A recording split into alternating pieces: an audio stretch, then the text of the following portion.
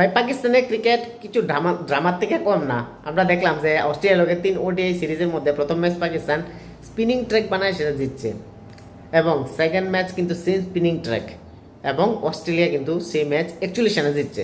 সেখানে পাকিস্তানের কোনো ব্যাটসম্যানের টপ অর্ডার কোনো ব্যাটসম্যান কিন্তু সেরকম রান করতে পারছে না। অ্যাজ এ রেজাল্ট অস্ট্রেলিয়া 41 রানে জিতছে 231 রান করার পরে।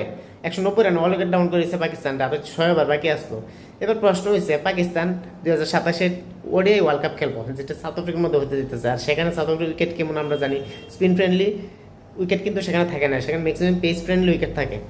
সেই জায়গার মধ্যে পাকিস্তান ডোমেস্টিক ক্রিকেটের মধ্যে অত ঘরের মাঠের মধ্যে স্পিন ফ্রেন্ডলি উইকেট বানাইছে যাতে অস্ট্রেলিয়ারে ওডিআই সিরিজে হারাতে পারে। তাদের মাইন্ডসেটটা দেখো, তারা লং টার্মের কোনো প্ল্যান নাই, জাস্ট অস্ট্রেলিয়ার হারান হয়েছে কথা, এরকম তাদের বর্তমানে আমরা যা প্ল্যান দেখছি। এজ এ রেজাল্ট তারা স্পিন ট্র্যাক বানাইছে, ফার্স্ট ওডিআই সেম, সেকেন্ড ওডিআইয়ের মধ্যে কিন্তু সেম আমরা স্পিন ট্র্যাক দেখতে পাইতেছি, যে কারণে কিন্তু এই অবস্থা হইতেছে। এবার তারা যে ম্যানেজমেন্ট কী চিন্তা করে এরকম পিচ বানাইছে, যেহেতু 2027 ওয়ার্ল্ড কাপ খেলবো, এবং তারা বড় কথা কইতেছে যে ইন্ডিয়ারে নাকি হারাইবো, যদিও একবারও পারে না, প্রত্যেকবারই এরকম বড় কথা কয়, লাস্ট পর্যন্ত আমরা খেলার মাঠে দেখি কী অবস্থা, ইন্ডিয়া পাকিস্তানের কইরা দেয়, বলার মতো না।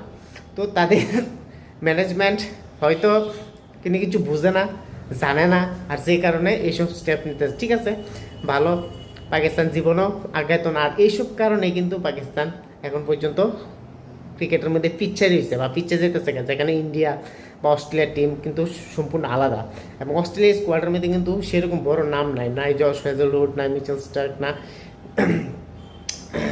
মিচেল মার্শ, এরকম বড় কোনো নামই নেই। তার সত্ত্বেও কিন্তু অস্ট্রেলিয়ার টিমটা আমরা বি টিম বা সি টিম কইতে পারি, পাকিস্তান আসছে। এবং আগামী কয়েকদিনের মধ্যে আবার সেকেন্ড থার্ড ওডিআই ম্যাচ, এবং সেই ম্যাচের মধ্যে যদি অস্ট্রেলিয়া পাকিস্তানকে হারা দিতে হবে তাহলে কিন্তু সিরিজ অস্ট্রেলিয়া জিতে নেব, 50-50 চান্স।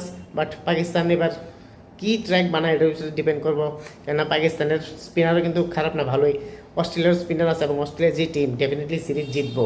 এবং যেহেতু একটা ম্যাচ জিতছে, second match third match definitely Australia জিতবো।